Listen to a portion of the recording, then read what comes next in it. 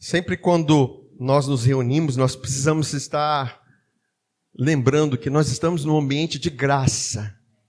Um ambiente em que nós não precisamos estar armados, preocupados, agitados.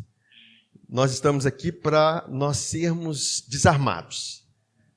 As nossas armas naturais não valem de nada, nem aqui, nem em qualquer lugar.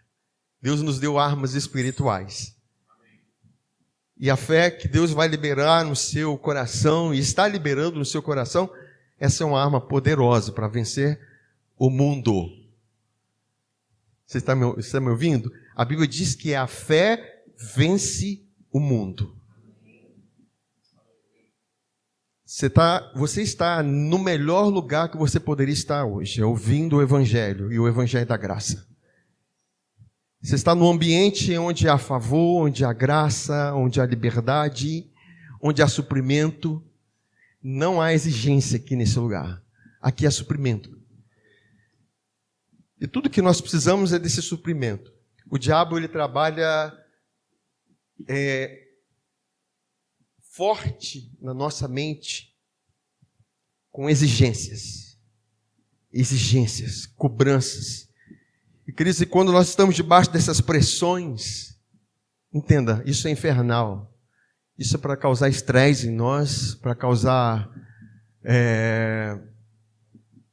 medo, pavor, angústia, tudo isso que vem por causa dessas cobranças. Mas quando você está debaixo de uma consciência que Deus é com você, Ele é por você, Ele está em você, e há um suprimento celestial para todas as coisas, você passa a realizar aquilo que você precisa realizar com a graça de Deus. Paulo afirma que ele trabalhou muito mais do que todos os outros apóstolos, de todas as outras pessoas. Aí ele diz assim, não eu, mas a graça de Deus em mim. Se nós soubermos receber a graça de Deus, no ambiente que Deus prepara para você, você vai desempenhar coisas que muitos levariam anos para fazer. Você vai ter ideias que muitos levariam anos para fazer, pensar. Eu falo de Paulo porque ele foi o maior autor e eu acredito que ele teria um livro escrito, o Evangelho da Graça. Em outro livro ele diria assim, o meu Evangelho.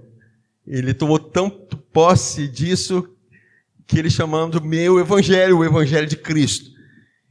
E é isso que nós devemos fazer, nós devemos tomar posse daquilo que Deus fez na cruz.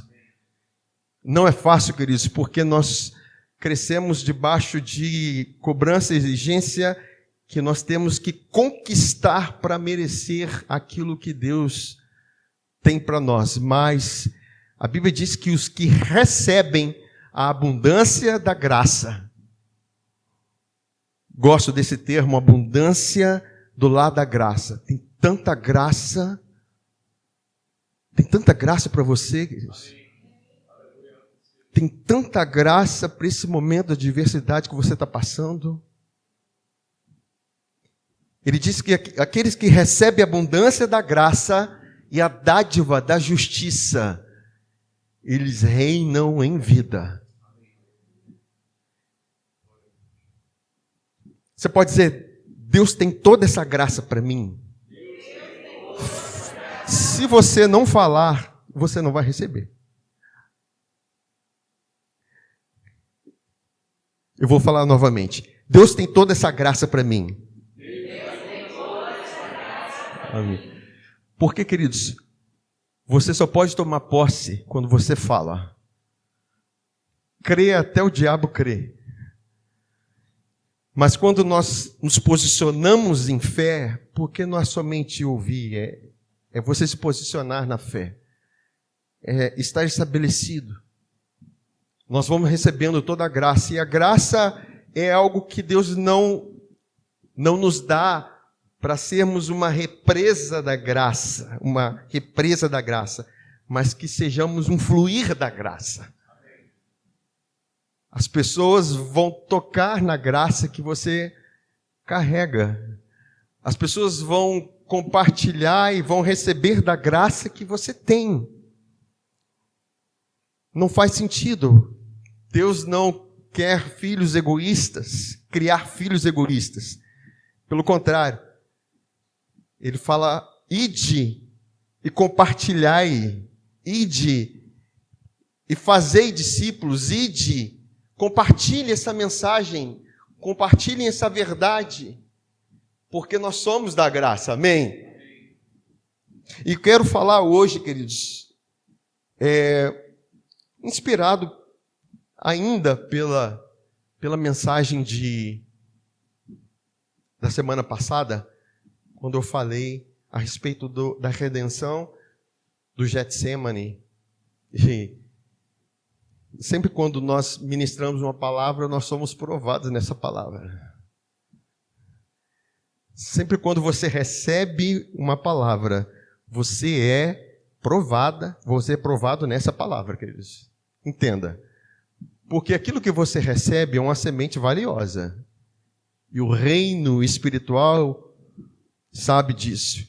E o inferno sabe que aquilo que você recebeu, ele tem potencial de se manifestar, de transformar em frutos.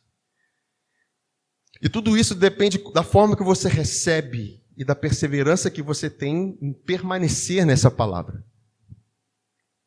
Eu já tenho falado que a gente tem distrações, coisas que distraem a nossa vida e a gente não pode se distrair, queridos.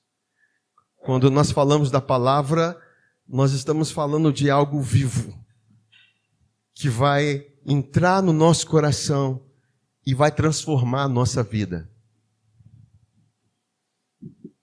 Quando eu falei de Jesus Cristo no Getsemane, eu falei de tudo que Ele passou por nós, e de como que é terapêutico na nossa vida nós olharmos para Jesus e tirarmos os nossos olhos de nós, porque o trabalho do inferno é voltar as nossas vidas, os nossos olhos para nós mesmos, e nós olharmos para a nossa escassez, para a nossa fraqueza, para a nossa angústia. Mas Jesus, ele responde da mesma forma que ele respondeu para o apóstolo Paulo. Ele diz assim, olha, a minha graça te basta. O meu poder se aperfeiçoa na fraqueza. Isso quer dizer que não é apenas uma questão de terapia, é uma questão de poder liberado. Porque o Evangelho, ele tem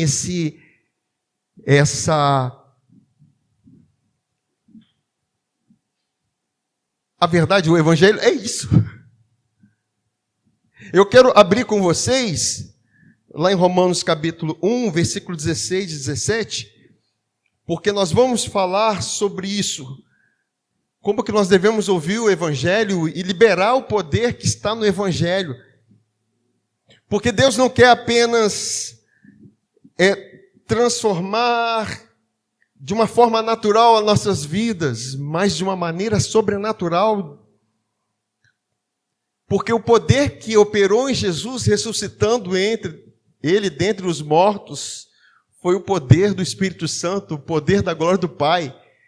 Foi esse poder que operou nele, o Jesus que passou pelo Getsemane, que sofreu todas as angústias, todos os ataques mentais, todos os ataques de pavor, e depois vai para a cruz, ele é açoitado, vai para a cruz, sofre tudo aquilo que ele não foi em vão, ele passou tudo aquilo por nós. E a Bíblia diz que nós que fomos sepultados com Cristo, temos uma expectativa de que o mesmo poder que ressuscitou Jesus dentre os mortos, ele opere em nós. É questão de poder. Diz, é questão de poder. Questão de poder. Pai, obrigado. Vou repetir então. É questão de poder. Fala assim, é questão de poder. É questão de poder. Amém, Jesus. É minha voz que está precisando de poder, então. Vou pegar uma aula com a minha professora aqui. Então, nós precisamos entender que o Evangelho, como diz aqui em Romanos capítulo 1, versículos 16 e 17, diz assim: pois não me envergonho do Evangelho, porque é o poder de Deus para a salvação de todo aquele que crê, primeiro do judeu e também do grego, visto que a justiça de Deus se revela no Evangelho de fé em fé, como está escrito: o justo viverá pela fé. Queridos, o poder aqui é dunamis. Nós temos todos os recursos naturais que nós podemos recorrer nessa vida. E são lícitos, nós recorremos. Como foi citado aqui, a minha dicção não é muito boa.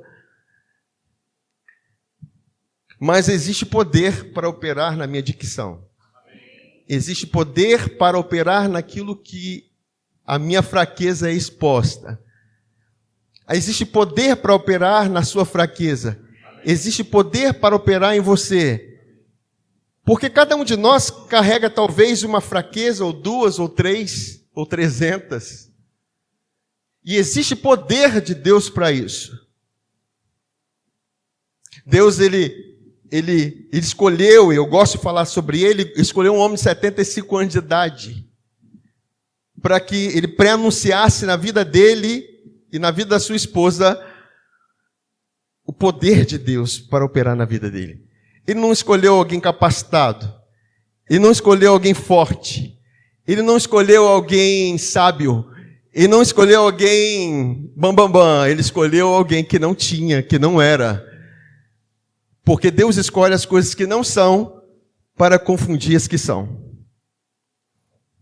Enquanto nós não encontramos esse poder e não confiamos nesse poder, nós ficamos sofrendo nas nossas angústias, sofrendo nos nossos dilemas, sofrendo nas aflições, porque você se sente incapacitado para realizar certas coisas, se sente... Sabe quando você não tem aquela capacidade para realizar algo que exerce, que precisa de algo mais forte do que você tem? Deixa eu explicar melhor. É como você está com um tanque na reserva para ir até o Rio de Janeiro. Você precisa ir ao Rio de Janeiro. Mas o seu tanque está na reserva. E Deus, ele trabalha na reserva. Ele opera na sua reserva, ele opera na sua fraqueza, ele opera onde não tem, para transformar e o nome dele ser glorificado na sua vida. E isso é o Evangelho, queridos. O Evangelho é boa nova para os fracos mesmo, não é boas novas para os perfeitos. É loucura para aqueles que são, para aqueles que têm sabedoria, para aqueles que se acham, para aqueles que se gabam. Não, queridos, nós não temos daquilo que nos orgulhar. Nós nos orgulhamos, nós nos gloriamos em Jesus. E essa é a verdade que o Evangelho carrega para nós. E eu quero compartilhar com vocês a palavra salvação. Ela significa soteria, que significa livramento, preservação, segurança, presença, salvação, livramento da moléstia de inimigos, aquilo que confere às almas segurança ou salvação futura. Quer dizer, tudo isso está na palavra salvação que o Evangelho traz. Essa é a palavra soteria. E o verbo dela diz que é poupar alguém de sofrer. É poupar alguém de uma enfermidade, é curar, restaurar a saúde, é preservar alguém que está em perigo de destruição. Quer dizer, então, a salvação é te tirar do lugar de perigo que você está. Quantas vezes nós estamos passando por lugares perigosos, estamos vivendo situações perigosas em nós, e nós não temos a resposta, não sabemos como ser ajudados, porque é só você e o problema. E às vezes você pensa que é só você e o problema. E esquece que Deus é socorro bem presente na hora da angústia. Eu quero abrir com vocês lá em Atos 16, versículos 6 a 10.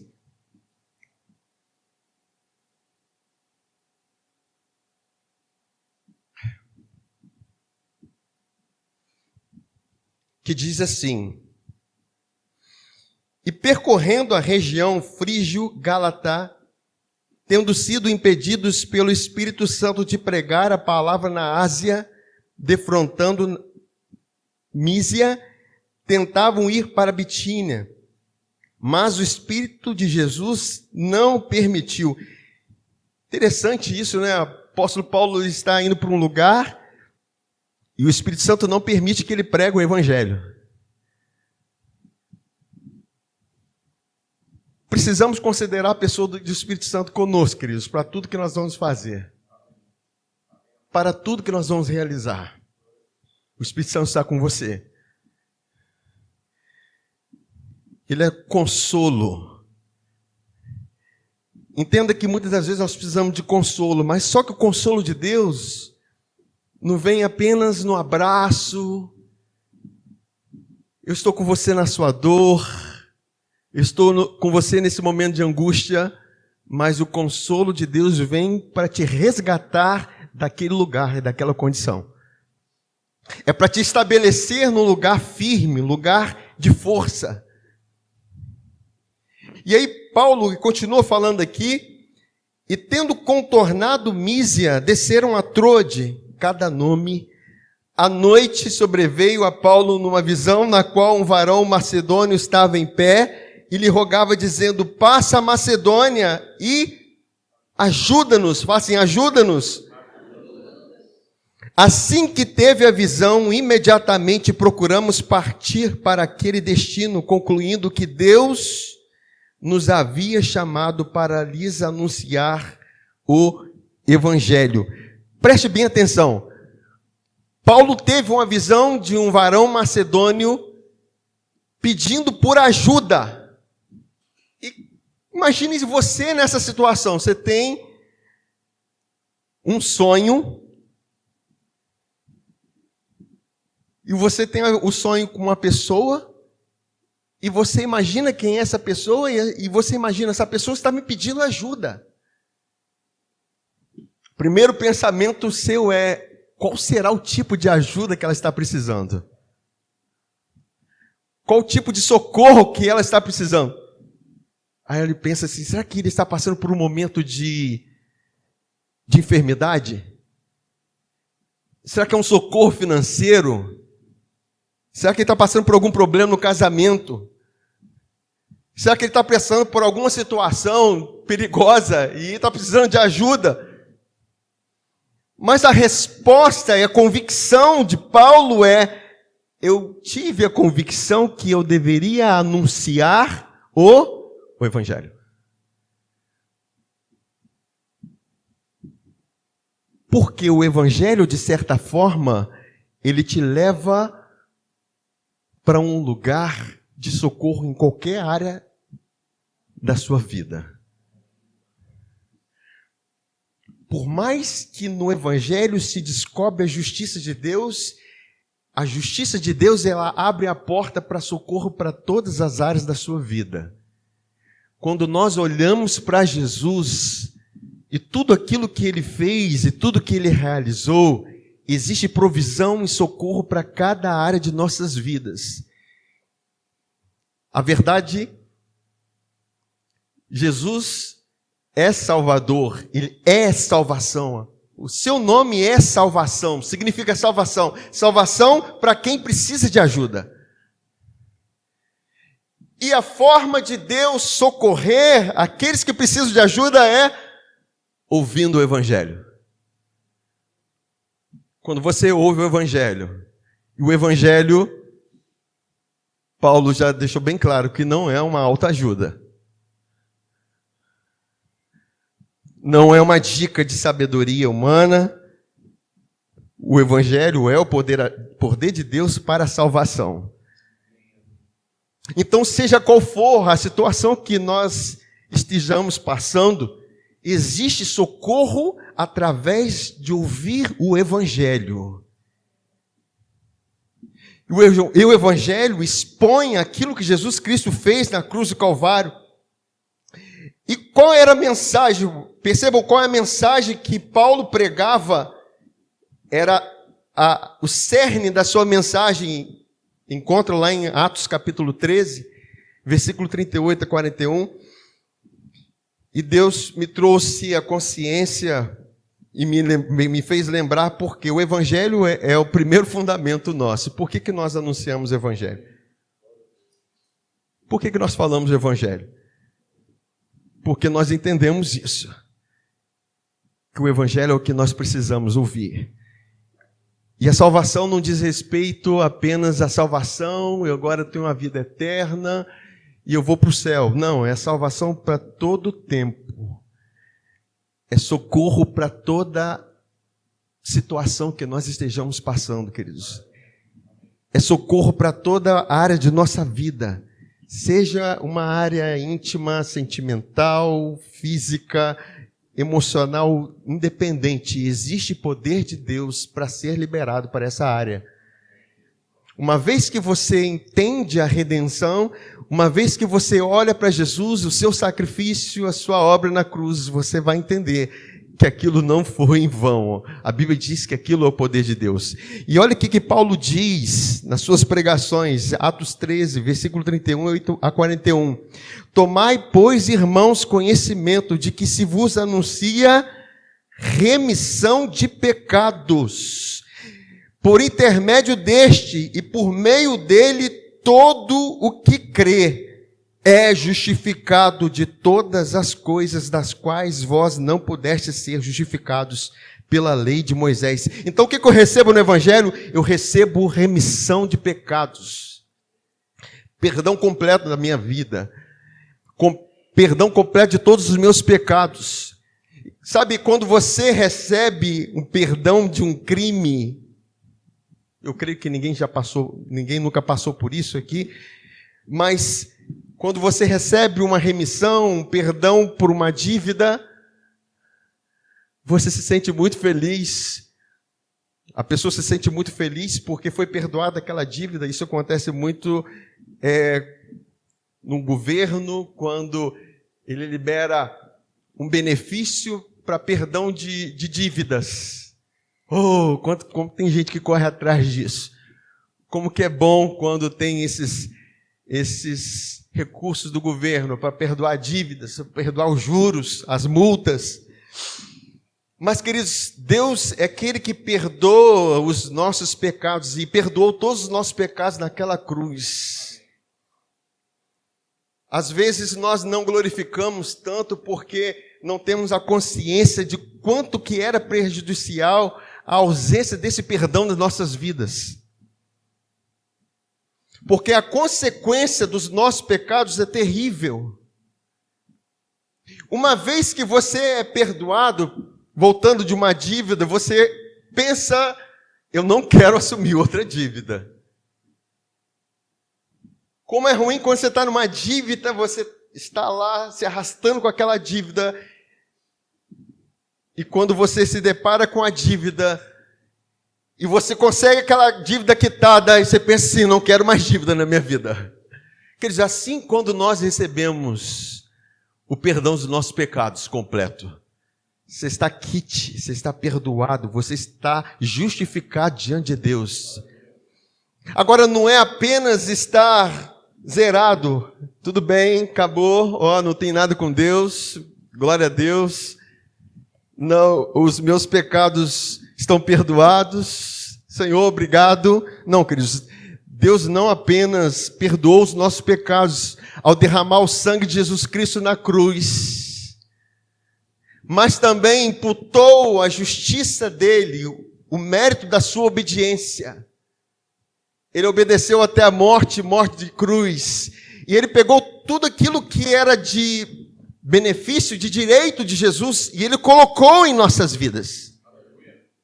Se nós olharmos para a lei e estudarmos a lei, o termo justiça e ser justificado é para alguém que obedeceu todos os mandamentos. É para alguém que obedeceu todos os requisitos de Deus. E está diante de Deus dizendo, Senhor, eu estou em justiça, hein? Eu tenho direito a todas aquelas bênçãos que estão lá em Deuteronômio 28. Abençoado entrar, ao sair, abençoado no campo, abençoado em casa, meus filhos serão benditos, tudo que eu fizer vai prosperar. Isso são bênçãos sobre quem está debaixo dessa justiça. E Paulo está dizendo que nós somos justificados de tudo aquilo que nós não poderíamos por cumprir a lei, nós somos justificados por Deus, queridos. Isso quer dizer que você tem direito a todas as bênçãos do Senhor, todas as bênçãos celestiais. Por isso que Efésios diz que Deus nos abençoou com todas as bênçãos espirituais nas regiões celestiais em Cristo. Quantos são abençoados? Digam amém. Entenda que essa é uma verdade, é isso que o Evangelho traz para nós. Então, quando nós estamos passando por uma situação de dificuldade e que exige socorro, ajuda, o que eu tenho que me lembrar? Peraí, eu sou justiça de Deus. Eu sou justificado pela fé, isso não pode estar acontecendo na minha vida.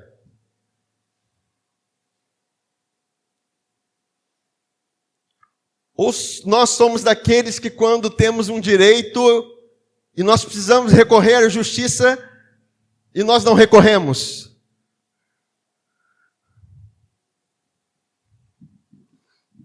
Porque na verdade, essa justiça nos foi dada pela fé em Jesus. Para que nós venhamos andar, queridos, certos de que existe uma expectativa da manifestação da glória de Deus nas nossas vidas. Existe uma expectativa do poder de Deus se manifestar em nós. Por isso que Paulo foi orientado por Jesus. A minha graça te basta. O meu poder se aperfeiçoa nesse lugar em que você precisa de socorro. É nesse lugar que você precisa de socorro que o poder de Deus, ele é aperfeiçoado. Ele se completa. O seu tanque está na reserva, ele vai transbordar. Porque a verdade, Deus, quando ele opera no poder dele em nós, ele nunca faz na medida humana, natural. Ele sempre faz numa medida sobrenatural. Voltando para Abraão, e Deus vai fazer aquilo que ele prometeu, ele cumpre. Um homem de 99 anos de idade, a sua mulher com 89 anos de idade. E Deus cumpre a promessa, aquilo que ele havia falado, para mostrar que a nossa vida ela é dependente do poder de Deus, independente da idade, e principalmente nas nossas fraquezas. Queridos, nós devemos andar conscientes que nós precisamos do poder todo dia. É isso que Pedro diz. O seu divino poder nos tem dado tudo o que nos concede vida e piedade. Se você precisa viver daquilo que você precisa para viver, existe poder. Você precisa servir a Deus, capacitação, existe poder. E o que eu preciso? Eu preciso confiar em Deus. Eu preciso confiar nesse Evangelho. E ouvir o Evangelho promove essas realidades em nossas vidas. Nós focamos no Evangelho para que nós sejamos poderosos em Deus. Jesus Cristo foi crucificado em fraqueza, mas ele foi ressuscitado em poder. Ele não teria sido crucificado se nós não estivéssemos em fraqueza. Mas porque nós estávamos na condição que estávamos, agora ele ressuscitou para que nós venhamos provar daquilo que ele recebeu. Amém, queridos?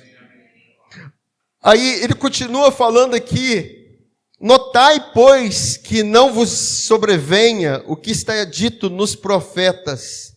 Vede, ó desprezadores, maravilhai-vos e desvanecei, porque eu realizo em vossos dias obra tal, fala assim, obra tal, que não crerei se alguém vou contar. Assim acontece quando a gente fala do evangelho para as pessoas, ela fala assim, mas tem que fazer alguma coisa, né? Tem que acrescentar algo.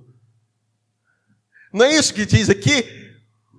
Eu vou contar uma obra tal, e essa obra é a obra do Calvário, aquilo que promoveu para as nossas vidas, e as pessoas vão dizer assim, mas não é bem assim não, hein? Foi assim que ocorreu quando o povo recebeu o Espírito Santo, lá na casa de Cornélio. E eles foram cheios do Espírito Santo. E se alguém está cheio do Espírito Santo, queridos, ele tem falta de alguma coisa? Não precisa de nada, ele tem tudo. Aí, de repente, os crentes judeus convertidos começaram a dizer, mas ele precisa ser circuncidado. Ele precisa de praticar isso. Ele precisa de praticar aquilo. Ele precisa fazer aquilo outro. Começou a colocar regras e coisas que atrapalhavam o fluir do Espírito. E nisso houve um concílio para que eles resolvessem essa questão. E foi difícil, porque o povo estava arraigado naquilo que se deveriam fazer para ter os benefícios de Deus. Queridos, nós precisamos apenas crer. Fala assim, crer é suficiente. Crer é suficiente, queridos. O Evangelho é pregado para nós crermos. A primeira obra, depois que nós ouvimos o Evangelho, se é que nós podemos dizer que crer é uma obra, é um verbo, crer é um verbo, é crer. A nova aliança, você desfruta quando você crê. Você começa a andar nela quando você crê, quando você abre o coração para essa palavra, para essa verdade. Se eu não abro o coração para essa verdade, e essa palavra não entra, ela não tem como operar em você. Então você está fechado para aquela palavra, para aquela verdade. O poder de Deus só pode operar na vida daqueles que abrem o coração.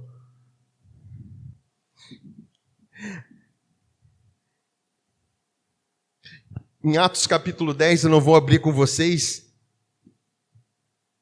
Pedro, ele recebe uma visão de um lençol com animais que não poderiam ser alimentados através da lei, eram impuros. E Jesus e Deus fala com Pedro, mata esses animais e come esses animais.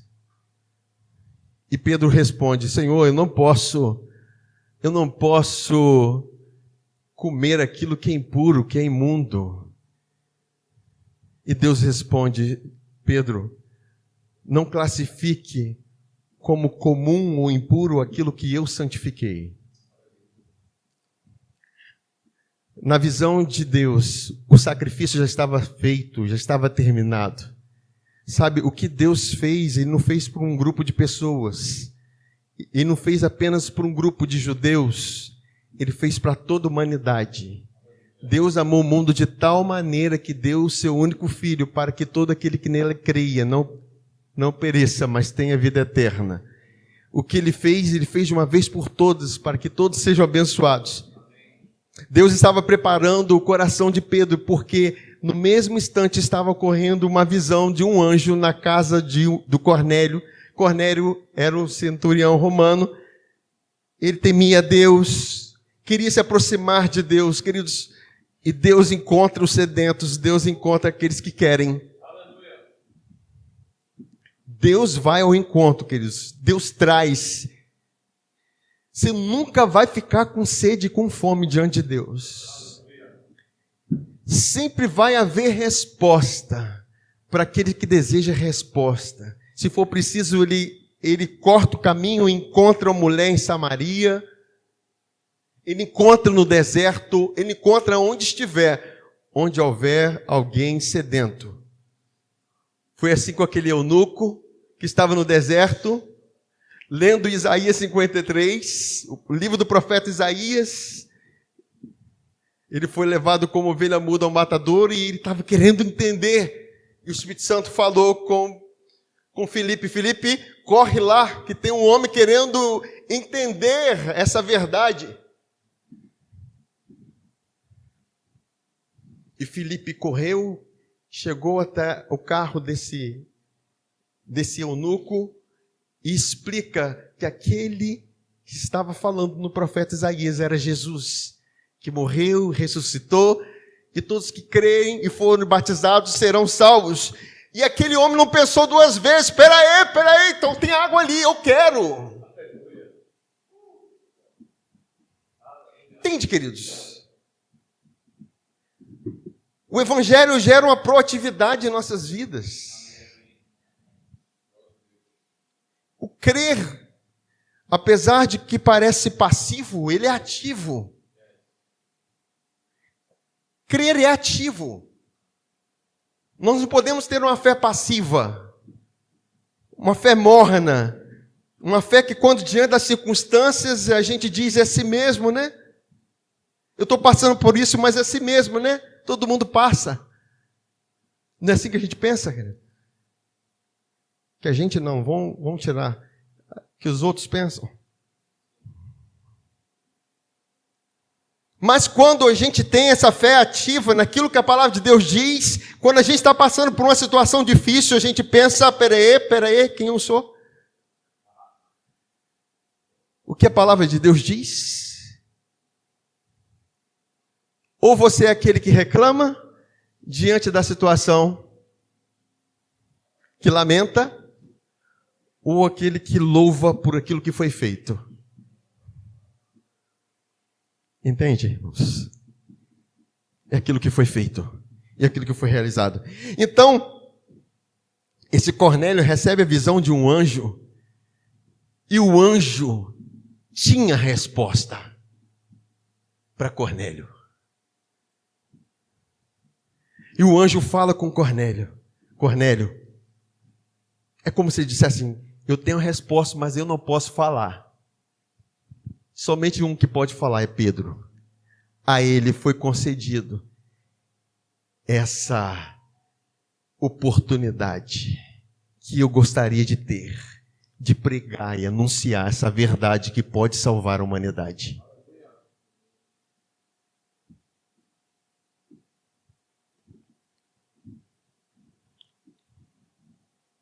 Estava lendo um livro e concordei com ele.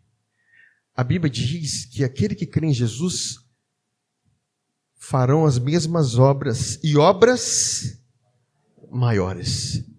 E a gente pensa assim: que obra maior que Jesus a gente pode fazer?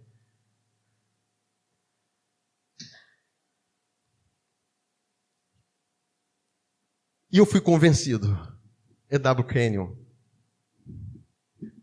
O livro é Do Trono à Cruz, da cruz ao trono.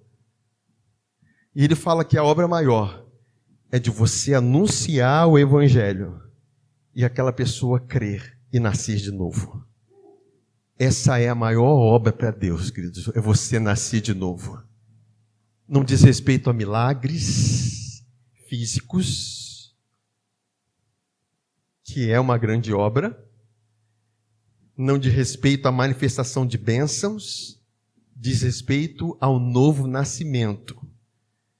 Deus nos deu a oportunidade de carregar a semente que vai transformar a humanidade, que vai transformar o pecador em um santo, que vai transformar um perdido num encontrado. E Deus nos deu essa oportunidade, queridos, de carregarmos essa verdade do Evangelho, e algo que os anjos queriam ter essa oportunidade. E o anjo fala para Cornélio: Cornélio, procura Pedro, porque ele tem as palavras que você precisa ouvir. E Pedro estava sendo convencido por Deus. 3 vezes apareceu a visão do do lençol com animais quadrúpedes, que não poderia comer aqueles animais, e Deus repetindo, não considere comum aquilo que eu santifiquei. Queridos, aqueles que creem, que nasceram de novo, não são pessoas comuns. Fala assim, eu não sou comum. Isso é ser santo. É não ser comum. Eu sou diferente. Aconteceu com o mundo, comigo é diferente. Aconteceu com o vizinho, comigo é diferente. 1000 cairão ao meu lado, 10.000 à minha direita, mas comigo é diferente. Você entende que é ser santo? Isso é ser santo. Está todo mundo reclamando, mas eu sou diferente.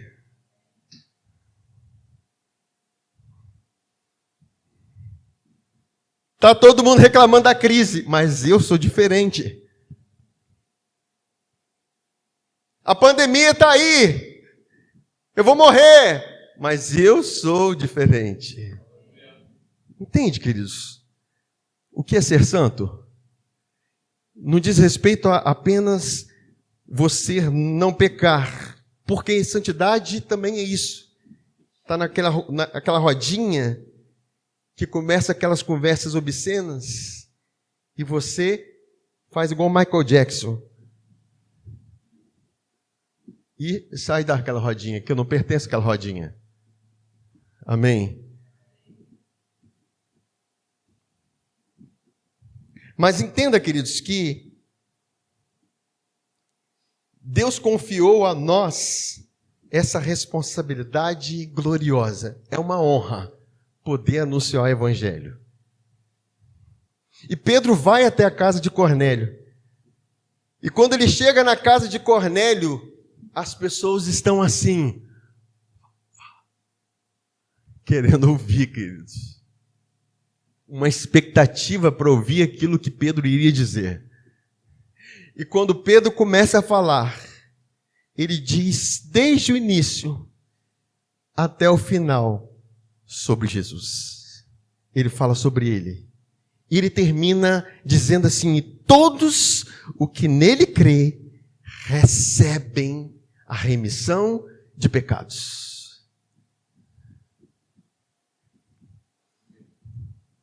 Porque crer é você pensar corretamente naquilo que é verdade. É metanoia. Esse é o verdadeiro arrependimento. É você entender quem você é em Cristo. É entender que você tem a remissão dos pecados. Que você não é um pecador salvo. Não, você é salvo. Não um pecador perdoado. Remido. Não, querido, você foi resgatado. A sua natureza foi transformada.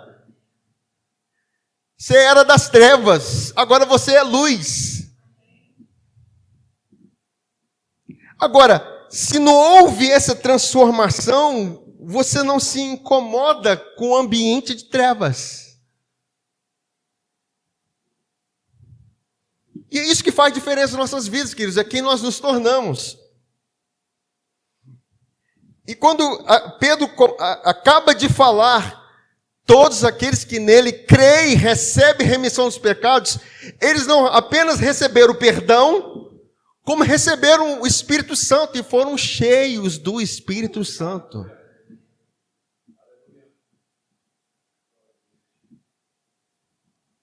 Queridos, quantos têm vícios no álcool por causa do desejo de estar dormente na vida, assim, livre das consciências, dos problemas, dos pecados, aquele momento de êxtase e de ausência de dor emocional, onde você afoga a sua consciência, você não está se preocupado mais com a culpa, mas você está se atolando na depressão, se atolando mais ainda na ruína.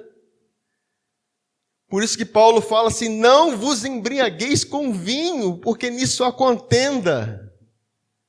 mas enchei-vos do Espírito Santo. Nós deveríamos pensar, eu preciso estar cheio do Espírito Santo todo dia.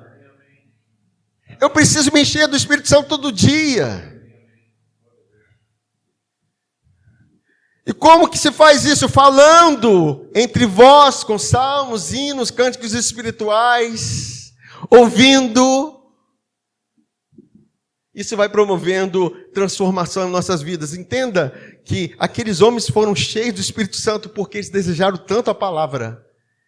Eles quiseram tanta transformação. E, queridos, nós não queremos uma religião no nosso meio.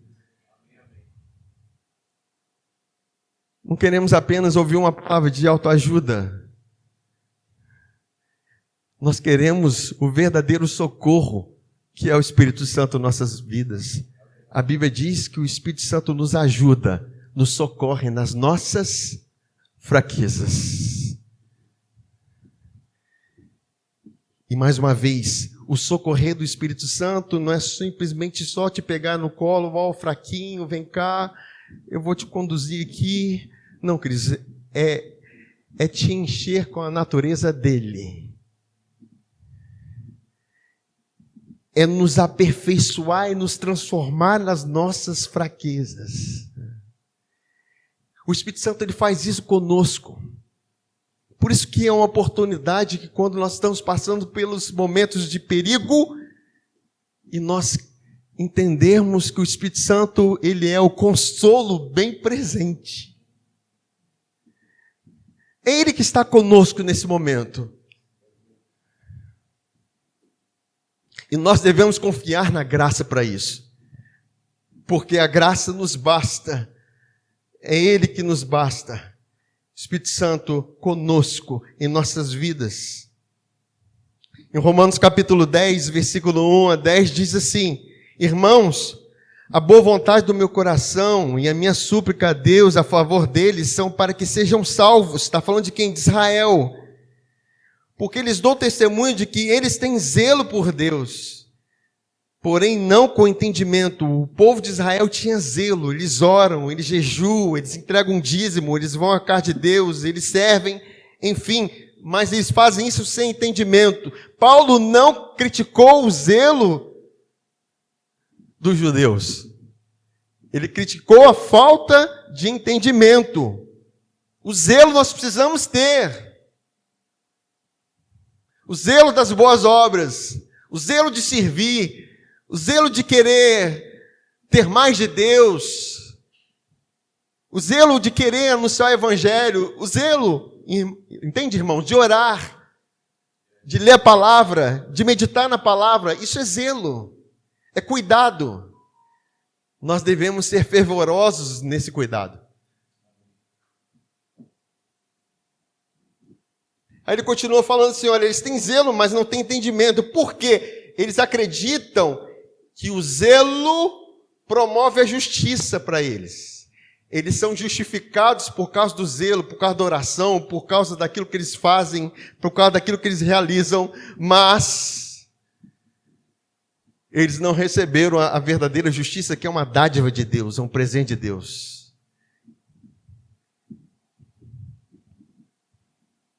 Queridos, feche os olhos um momento. Feche os olhos um momento. Pai, no nome de Jesus, eu quero te agradecer pelo teu Espírito Santo conosco. Toda seta maligna contra as nossas mentes, contra as nossas vidas, nós paralisamos no nome de Jesus. Esse ambiente, ele está repleto da tua graça, da tua glória, da tua verdade. Obrigado, Pai, que nenhuma arma forjada contra nós vai prosperar. Nenhuma arma forjada. Senhor, tudo aquilo que vem tentando trazer dispersão, trazer sono, algo que vem trazer para nos desviar dessa palavra, nós anulamos, Pai, no nome de Jesus. Amém? Queridos, volta e meia a gente ministra, quando a gente está ministrando, às vezes acontecem coisas que parecem naturais. Vem sono, a gente começa a pensar em outra coisa, começa a te desviar, entenda que isso é uma batalha espiritual. Eu me lembro muito bem quando eu estava ministrando num congresso e foi o mover do Espírito glorioso e chegou um homem todo trêmulo, sim, recebeu a palavra, recebeu o poder de Deus. E no mesmo instante, apareceu uma mulher, praticamente endemoniada, reclamando porque alguém estacionou o carro na garagem dela e ela começou a reclamar. E uma loucura. E Deus ministrou meu coração. Está vendo, meus queridos? Meu filho, quando você ministra a graça, existe uma guerra no mundo para que as pessoas não recebam essa palavra. Porque ela é poderosa para transformar as vidas. Então existe uma guerra, queridos, para que a gente não ouça o Evangelho. Sempre quando você vai ouvir o Evangelho, você vai ouvir a palavra de Deus, aquilo que Deus tem para você, há uma distração, há uma situação que te tira daquele lugar. Por isso que nós precisamos receber graça. Receber graça para que isso se rompa em nossas vidas, para que a gente avance. Deus quer que a gente avance, queridos. E continuando aqui, a Bíblia diz o quê? Porquanto, desconhecendo a justiça de Deus e procurando estabelecer a sua própria, não se sujeitaram a que vem de Deus, porque o fim da lei é Cristo para a justiça de todo aquele que crê. Ora, Moisés escreveu que o homem que praticar a justiça decorrente da lei viverá por ela, mas a justiça decorrente da fé assim diz: não pergunte em teu coração quem subirá ao céu, isto é, para trazer do alto a Cristo, ou quem descerá ao abismo, isto é, para levantar a Cristo dentre os mortos. Porém se diz: a palavra está perto de ti, na tua boca e no teu coração. Isto é, a palavra da fé que pregamos. Paulo está dizendo que quando nós estamos ministrando o Evangelho, essa palavra ela vem para perto da tua boca e do teu coração. O Espírito Santo coloca essa palavra na sua boca e no seu coração. E qual é essa palavra? O contexto está aqui, é a justiça revelada. Ele continua falando assim, olha: se com tua boca confessares Jesus como Senhor e em teu coração creres que Deus o ressuscitou dentre os mortos, serás salvo. Sozo. É o verbo sozo. Você será preservado, você será liberto. Ele diz assim: porque com o coração se crê para justiça e com a boca se faz confissão para a salvação. Entenda que o propósito do Evangelho ser ministrado é para que essa palavra esteja na sua boca e no seu coração. Agora, se eu não falo, o que acontece? A salvação não se manifesta. Nós precisamos falar e declarar essa justiça. O salmista diz: eu falarei dessa justiça todos os dias. Os meus lábios cantarão louvores por causa dessa justiça. Eu falarei todos os dias. Nós precisamos acordar e dizer: obrigado, Senhor, porque Jesus foi feito pecado na cruz. E eu fui feito a justiça de Deus. O que eu estou fazendo? Eu estou abrindo as portas para o socorro na minha vida. Eu estou abrindo as portas para o poder de Deus agir em mim. Mas é só isso? Por isso que Paulo diz: olha, vocês vão se maravilhar por causa de tamanha obra que foi feita, e muitos não crerão. Isaías 53 diz o quê? Quem deu crédito à nossa pregação? E a quem se manifestou o braço do Senhor? É dar crédito. é dizer: eu creio, eu recebo, isso é verdade, isso é para mim. E às vezes, queridos, na pregação nós devemos ser assim. Daiane que tem muito disso. Eu recebo, a Jane, é comigo que está falando. Está falando comigo. E nós devemos ser proativos, queridos. Nós devemos ser apáticos diante de uma palavra, de uma obra tamanha como essa. Aí, da mesma forma que nós somos apáticos diante de uma palavra, não estou dizendo que vocês estão apáticos não, tá?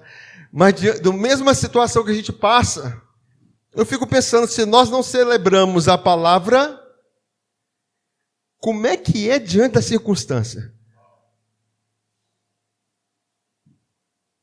Se nós não celebramos a palavra, Senhor, obrigado por tão grande salvação, como é que é na hora da circunstância? Você fica assim, pasmo. Porque quem não se rende à palavra, facilmente se rende à circunstância. Isso é uma verdade, queridos.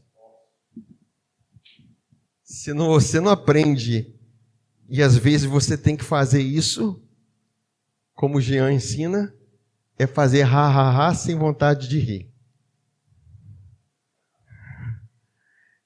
É você falar, não porque você está sentindo, porque essa palavra é para nos libertar das nossas emoções erradas. Por isso que Paulo diz: alegrai-vos no Senhor. Outra vez vos digo, alegrai-vos. E Paulo estava numa prisão, uma terrível prisão, quando ele estava falando sobre isso. Se você estivesse no lugar de Paulo, sendo açoitado, acorrentado, você falaria de alegria para alguém? Isso é libertação, isso é liberdade, isso é ser livre. O mundo não pode nos aprisionar, as circunstâncias não podem nos aprisionar, porque ser livre é você estar passando por uma circunstância dificílima, perigosa, pavores, tremores por dentro e por fora, e você conseguir levantar as mãos e dizer: eu confio em Ti. Tu és o Deus da minha vida. O Senhor habita em mim. O Senhor é por mim. O Senhor não é contra mim. O Senhor me fez uma justiça poderosa. Aleluia, queridos. E é assim que se libera o poder de Deus sobre nossas vidas. É diante das circunstâncias. Eu estava falando que nós somos provados na palavra que nós pregamos. Eu falei muito sobre angústia, pavor, medo, tremores. Queridos, e essa semana foi a semana. Esquecendo as coisas, um ataque na mente, até aqui, chegando aqui. Botei o copo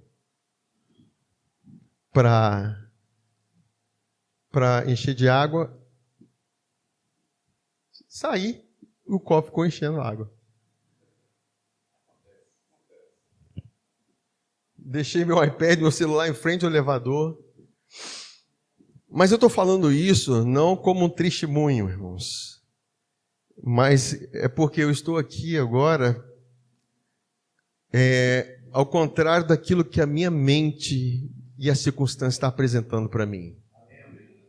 Que eu poderia muito bem dizer: eu não posso fazer, eu não posso pregar, eu não posso falar, que eu estou esquecendo das coisas. Mas uma vez que você tem o Espírito Santo, Ele te lembra daquilo que precisa ser falado.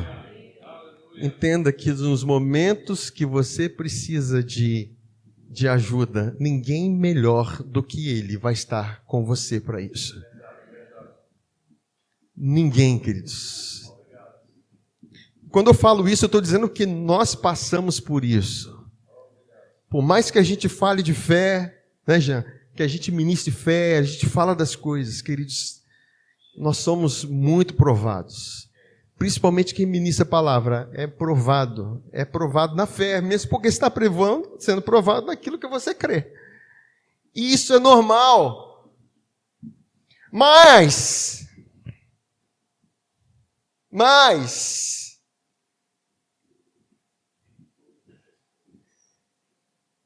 como diz a palavra, essas coisas que acontecem conosco, a gente olha para aquele que passou no Getsemane, a gente olha para aquele que passou pelos açoites, aquele que sofreu todos os ataques mentais, angustiantes, emocionais. A gente olha para aquele que foi para a cruz. Ninguém teve mais vergonha, mais exposição de vergonha do que ele, sem merecer. E quando você vê todo o caminho, toda a jornada que ele trilhou até a cruz, e onde ele está hoje, ele falou, isso é para você, isso é para mim, isso é para você. Por quê? O poder de Deus, o mesmo poder que operou em Jesus, é o mesmo poder que opera em você na sua angústia, na sua necessidade, nos seus momentos de angústia.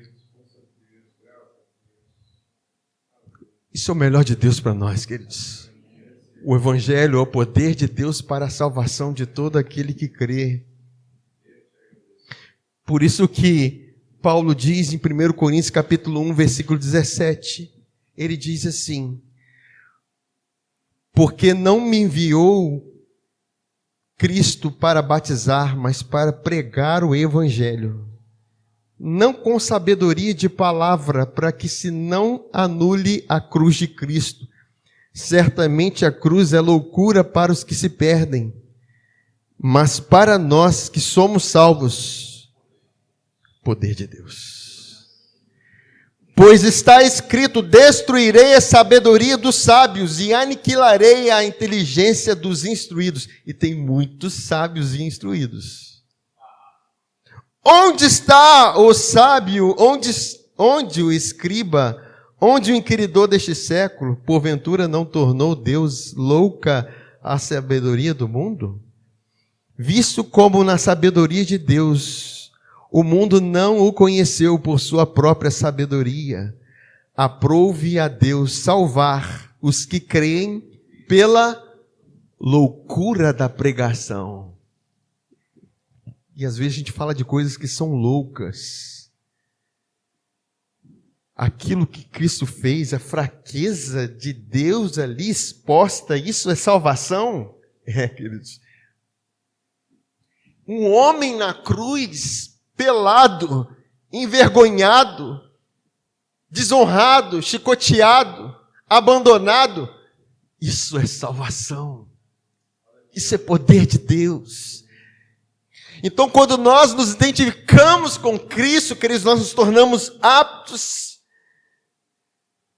a sair da condição de fraqueza, de dor, de lamentação, de angústia, de qualquer situação de perigo que nós passamos, porque o mesmo poder que operou em Jesus é o mesmo poder que nos arranca desse lugar. É dunamis. É dunamis, queridos. Eu quero terminar lendo Gálatas com vocês.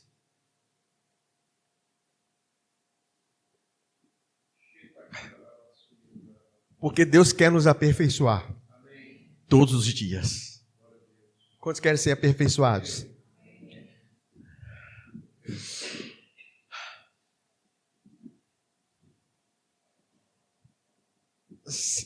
E não é melhorar. Deus nos melhora, Deus nos transforma. Deus não nos melhora, Deus nos transforma.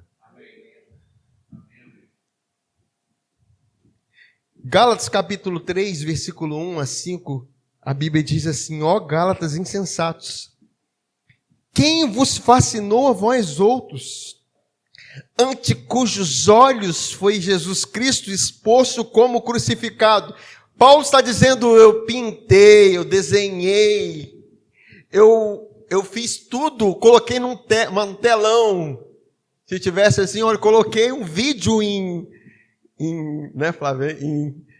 O vídeo de Jesus sendo crucificado, tudo que ele passou. Eu fiz tudo isso. Porque era a mensagem de Paulo, era o centro do coração de Paulo. Estou falando, queridos, do homem mais influente do Novo Testamento, do mundo cristão, foi o apóstolo Paulo.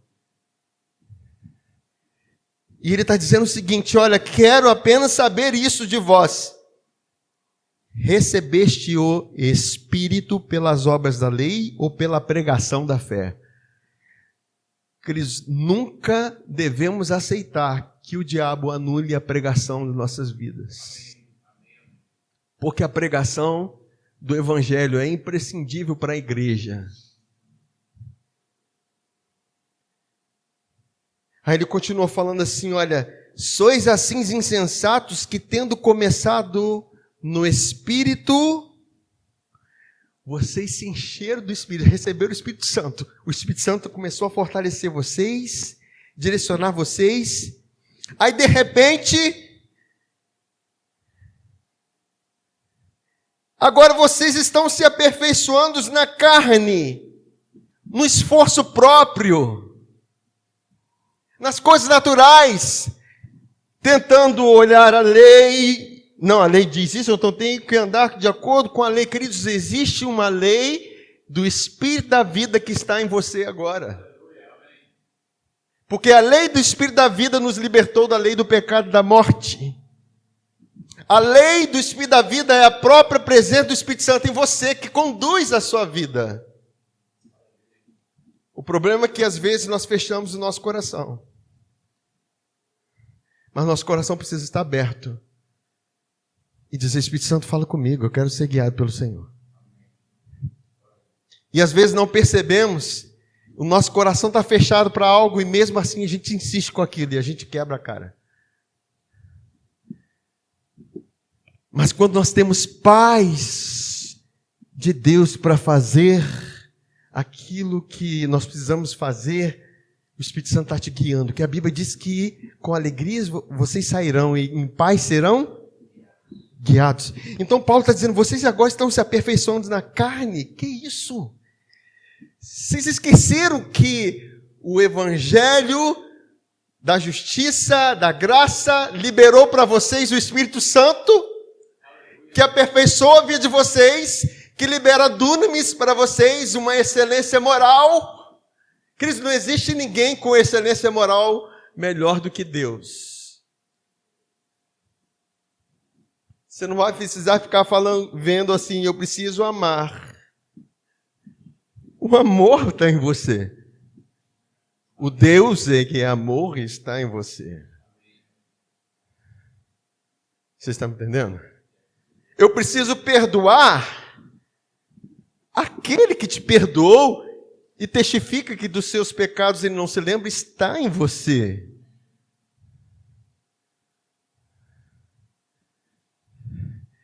Eu preciso ser exigente, rígido, crítico com o outro?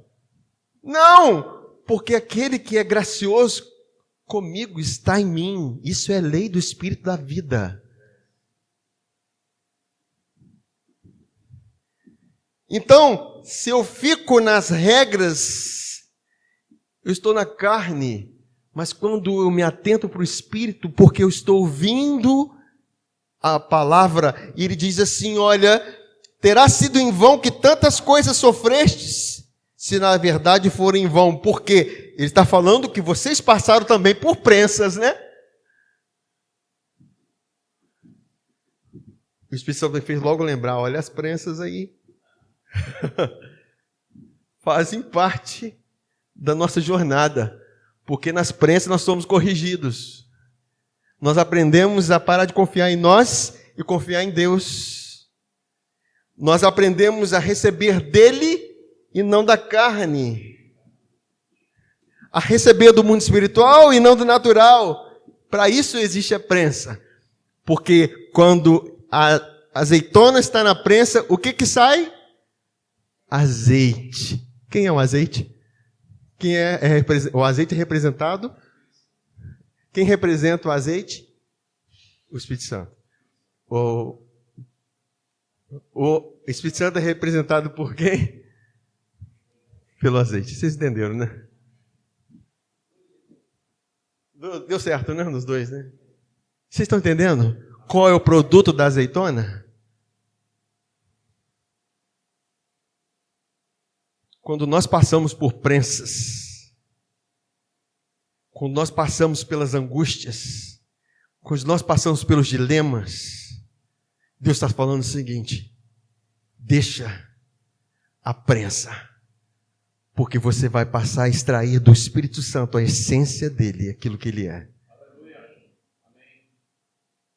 E ele é sobrenatural. Ele tem aquilo que o homem não tem. Ele tem aquilo que o natural não tem. E ele diz assim, olha, se na verdade for em vão aquele, pois, que vos concede o Espírito e que opera milagres, e a palavra milagres é dunamis. Ele opera dunamis. E a palavra correta seria que, a tradução é, ele opera dunamis em vós. Fala assim, ele opera dunamis em mim. Ele opera transformação em mim. Ele opera poder de Deus em mim. Ele opera a excelência moral de quem Deus é. E eu passo a ser e agir como Deus age. Fazer como Ele faz. Falar como Ele fala. Pensar como Ele pensa. Isso é soberba? Não! É reconhecer que é somente por Ele que você pode. Aí ele fala assim, como que é concedido o Espírito que opera dunamis entre vocês? Porventura, paz, pelas obras da lei ou pela pregação da fé? E essa palavra da fé, ela está na sua boca e no seu coração, bem pertinho. Vamos colocar de pé.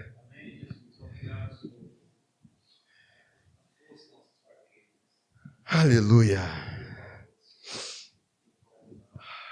Glórias a Deus.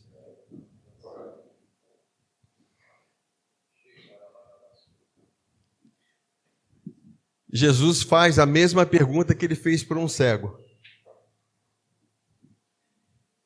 Ele fala assim: o que queres que eu te faça? O que queres que eu te faça? Você imagina Deus perguntando para você: o que queres que eu te faça? O que queres que eu faça em você? O que você quer?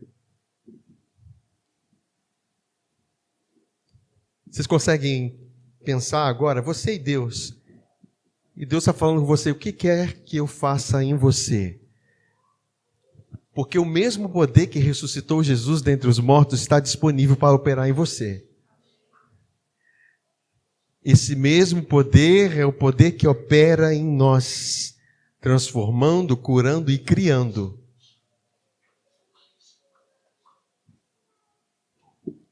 Pense nisso.